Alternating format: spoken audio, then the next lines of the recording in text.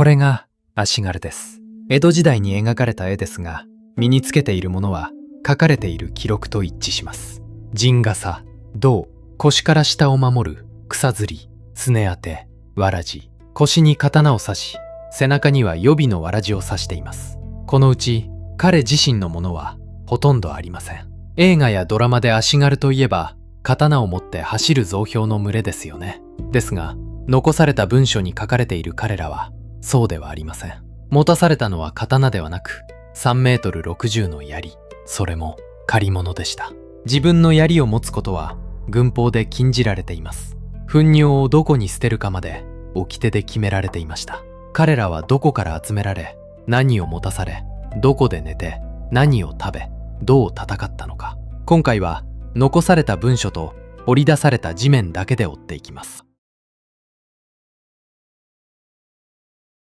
まず足軽はどこから来たのか。志願して集まったのではありません。順番はその逆です。大名が家臣に文書を出します。お前の土地はこれだけだからこれだけの人数を連れてこい。人数だけではありません。槍が何本、鉄砲が何丁という中身まで指定されていました。元亀3年正月9日、北条家が武蔵の国の家臣たちに同じ日付でまとめて出した文書が残っています。ある家臣への指定はこうでした。旗を持つ者が3人、指物が1人、弓が1人、鉄砲が2人、槍が17人、馬に乗る者が7人、それに家臣本人、荷を運ぶ者が4人、合わせて36人。36人のうち17人が槍です。鉄砲はたった2人、弓は1人、そして刀は数える項目にすら入っていません。別の家臣への指定は3人、さらに小さな家では2人、その家臣自身が馬に乗り、槍を持つ従者が1人つくだけでした。家の大きさで出す頭数が決まる。そして家臣はその人数を自分の領地の村から集めます。この集められたものが足軽です。では村の誰が出るのか。北条氏が出した定め書きに条件が書かれています。身分は問わない。15歳から70歳まで。70歳です。そして村は出す者の名前を記録して提出しなければならない。隠していたことが分かれば村の有力者が首を切られる。逃げ道は用意されていません。ではいつどこへ行くのか。北条氏が出した陣ぶれ動員の命令書が残っています。天正15年12月24日付、そこにはこうあります。正月14日に在所を立ち、15日には着付せよ。命令が出てから出発までおよそ3週間。集合先は小田原、大名の本城です。同じ文書は妻子をいつでも八王子へ逃がせるよう支度しておけとも命じています。ただしいつも3週間あったわけではありません。別の陣ぶれでは翌日の昼までに来いというものもありました。そして足軽が一人で小田原へ向かったわけでもない。動員は家臣ごとの単位で編成されます。家臣が定めの人数を自分で揃え引き連れていく。足軽にとっての呼び出しは大名からではなく自分の村を支配する家臣から来たのです。集められた者は何を持たされたのか。具足が渡されます。ただし自分のものではありません。借り物です。群馬県立歴史博物館にその現物があります。頭にかぶる陣笠は直径34センチ、胴は高さ37センチ。そこから腰の下を守る板が6枚に分かれて垂れ下がり、それぞれが4段に閉じられていました。草摺りと言います。板を閉じてあるので歩けば揺れて足の動きを邪魔しません。博物館の解説にはこうあります。文具は高価で、しかも部隊ごとに印を揃える必要があった。だから足軽自身には持たせず、使える家がまとめて作って貸した。これをお貸し具足と言います。貸したものには番号がいります。埼玉県立歴史と民族の博物館の一両には胴の裏に朱色で180番か、別の一両には色区、いろはと数字による管理番号です。同じ胴には安政2年の修理の記録も残っていました。壊れたら直し、また次のものに貸す、そういう使われ方です。胴と陣笠には同じ印が入りました。同じ博物館に3段のはしごを描いた門の胴と陣笠が対の資料として残っています。敵と味方を見分けるための印です。武器も選べません。徳川家康が小田原攻めで定めた軍法の第8条にこうあります。自分用の槍を持つことは割り当ての外なのだから、鯛の長い槍を置いて持ち帰ることは固く禁じる。例外は主人のそばに仕える者にたった一丁だけ。腕に自信があっても使い慣れた自分の槍は使えない。鯛の道具として立つ。それが足軽の位置でした。一方で消耗品は自分持ちです。まず履物。わらじは驚くほど早くダメになります。明治の初めに日本を旅したイギリス人が馬に履かせるわらじについてこう書き残しました。地面が柔らかくても2里およそ8キロ、硬い道ならその半分も。人のわらじも事情は変わりません。そして飯を入れる袋、内貝袋といって布でできた細長い袋です。中にはおよそ6合分の飯が入りました。これを腰に巻いて歩きます。土佐にはこんな兵の呼び方がありました。一両具足。持っている具足が一両切という意味です。彼らは他を耕しながら槍の柄とわらじと兵糧をくくりつけた具足一式を田んぼのあぜに置いていた。呼び出しがかかればそのまま出ていくためです。では彼らはどこで寝たのか、その前にどう歩いたのか。進む順序は決まっていました。小旗、鉄砲、弓、槍、この順に列を作り、奉行が付き添って歩く。勝手に前へ出た者は処罰されます。脇道へそれることも命令なく偵察を出すことも罪だと書かれています。どこを歩くかもいつ止まるかも自分では決められない。そして日が暮れればその日たどり着いた場所で横になる。何に入ったのか。陣小屋と言います。兵が寝起きするための仮の小屋です。1590年代の説話集にこんな一文があります。諸軍勢が日暮れまで歩き、何もない野原で陣小屋を建てる手立てもなかった。建てられなかったとわざわざ書いてある。歩いた先で建てるのが当たり前だったということです。建てられなければそのまま野ざらしです。陣にいる間も同じです。勝手に引き払うこと、馬を放し飼いにすること、どちらも軍法が禁じています。ただしこれは文字に残っているだけの話です。一晩泊まって立ってしまえば地面には何も残りません。行軍中の寝床は掘り当てられない。掘り出せるのは長く同じ場所に居続けた時だけです。つまり城攻め。天正6年から8年にかけて羽柴秀吉は播磨の三木城を包囲しました。1年10ヶ月の城攻めです。城を囲むように築かれた陣を付城と言います。三木氏が把握しているだけで27箇所、うち20が今も地面に形を残しています。秀吉が本陣を置いたのは平井山の上付城。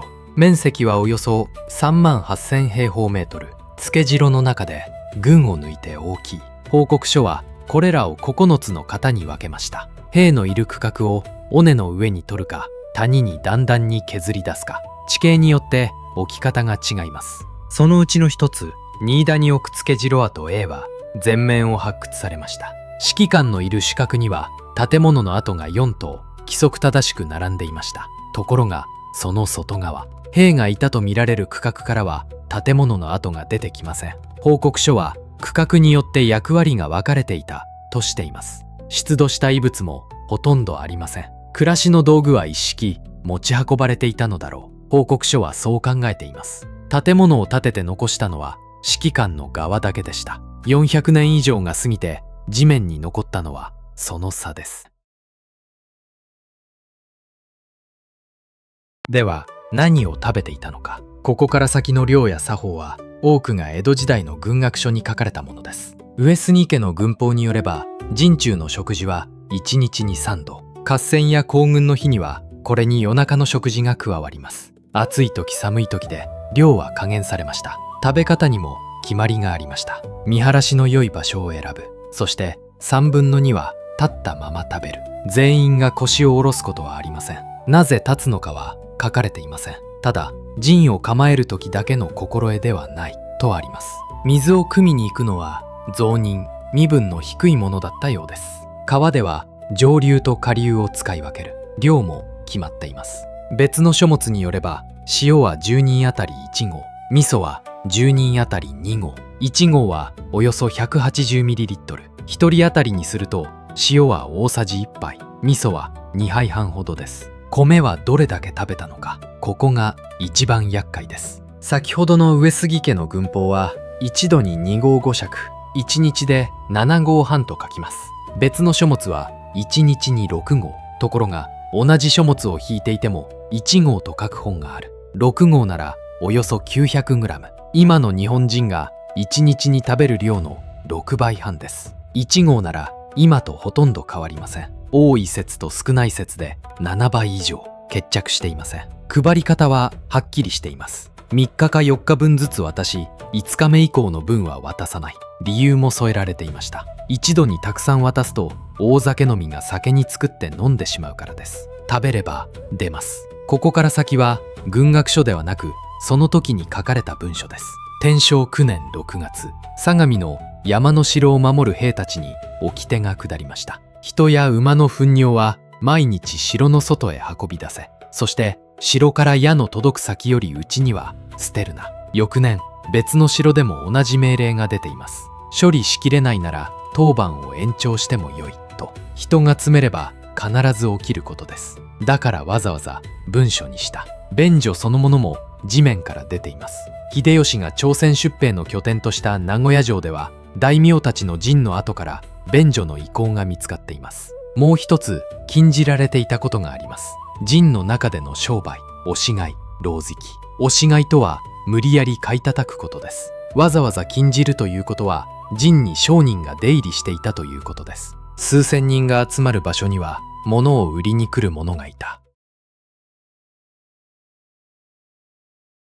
そして合戦が始まります。ただし、いきなり刀を抜いて切り合うわけではありません。始まりは石でした。元亀3年12月、三方ヶ原。武田信玄はまず強陣、土地の農民たちを前に出し、つぶてを打たせます。それが合戦の口火でした。同じ戦いを別の記録はこう書きます。武田は水俣の者と名付けた300人ほどを先に立て、石を投げさせ、太鼓を打って攻めかかった。石を投げるだけなら痛いだけではないか、そう思われるかもしれません。当たった場所が書き残されています。しかも後の世の回想ではありません。合戦の後に作られた文書です。大永4年、秋の国、負傷者の名簿に石傷、石による傷が並びます。右のふくらはぎ、額。別の文書では右股、右腕、左腰、左手。どれも誰がどこに傷を負ったかを上へ書き上げた文書です。傷は先行として数えられました。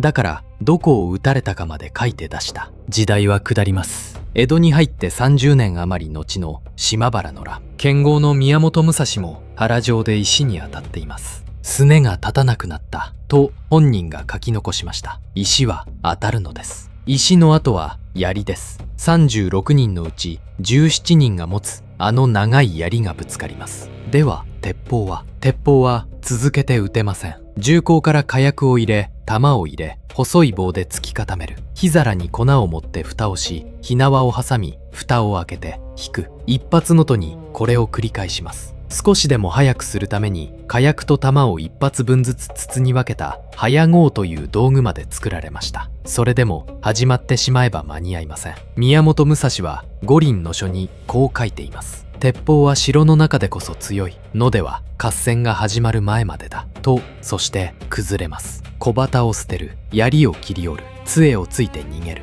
後ろは振り返らない。主君を捨てて自分の村まで帰ってしまう。弱い大将のもとではこうなる。江戸の初めに書かれた紅葉軍艦の一節です。一備えに2人3人ずつ、一つの部隊に2人3人ずつ。一度に全部が消えるのではない。2人3人と抜けて気づけば形が残っていない。ただし逃げれば逃げたで待っているものがあります。敵を見て恐れをなし、荷物を散らかして真っ先に逃げる者は味方の側で成敗する。毛利元就が自分の手で書いた軍法です。条文だけではありません。天正2年、越前の峠の砦を預かった男が持ち場を捨てて妻と逃げ、味方の追っ手に撃たれました。夫婦の首は陣所へ届けられています。敵にではなく味方の手で。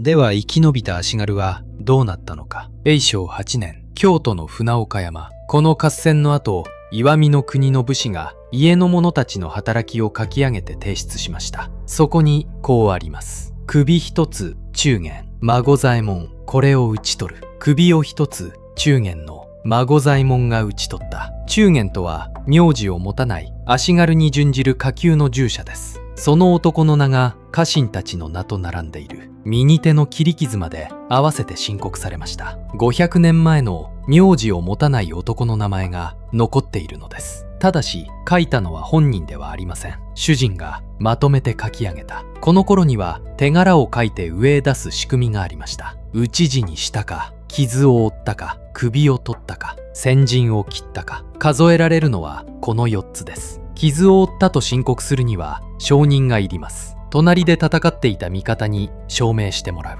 検知証人と言います。名前を書き、傷を書き、証人を立てる。そうやって働きが記録されました。ところがこの仕組みは戦国の半ば過ぎに形を変えます。川中島、桶狭間、静ヶ岳、名の知られたこれらの合戦に本人が書いて出した申告書は一通も残っていません。理由の一つは鉄砲です。まとめて撃てばまとめて倒れる。誰が撃ったのかを特定できません。槍で突き合う場面では証人の確認が残ります。ですが仕組み全体としては意味を失い、手柄は隊の単位で数えられるようになります。ただし名前が消えたわけではありません。慶長5年、九州の江上八院、この合戦の後橘家がまとめた書き上げが13通残っています。名前が記されたのは251人、うち72人が中元でした。消えたのは自分の働きを自分で書いて出すその形の方でした。では名前を書かれた者は何を受け取ったのか、額のわかる例はあります。この戦いに勝った鍋島家では一番に槍を合わせた者に15石の数を、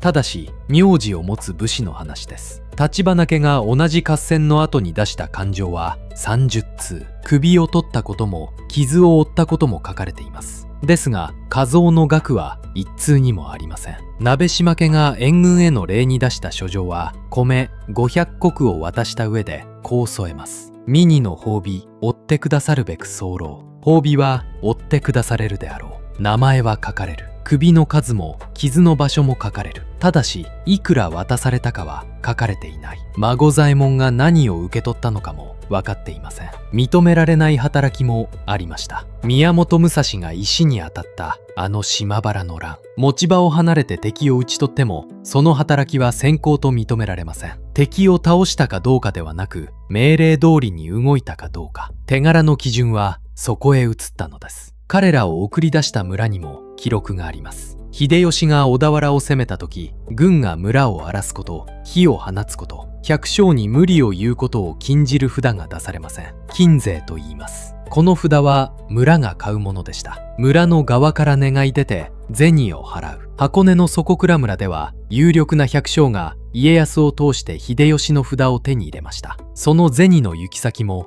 残っています。永禄10年、奈良の寺が札を受け取った時、礼の銭は大名とその取り次ぎだけでなく足軽衆にも渡りました。大名と同じ額です。村は兵を出す。その上で軍に荒らされないための札を銭を払って買う。そしてその銭は荒らす側にいる足軽の手にも渡っていました。彼らは土地の値打ちから頭数を割り出されて集められました。15歳から70歳まで身分は問われず、隠せば村の責任者が首を切られる。番号の書かれた鎧を課され、自分の槍を持つことを禁じられ、小屋を建てられない夜は野ざらしで寝た。3分の2は立ったまま飯を食い、糞は矢の届く先より外へ捨てた。石が額に当たり、槍がぶつかり崩れれば2人、3人ずつ抜けていった。そして名前が残りました。孫左衛門という男が首を一つ取ったことは500年後の今も読むことができます。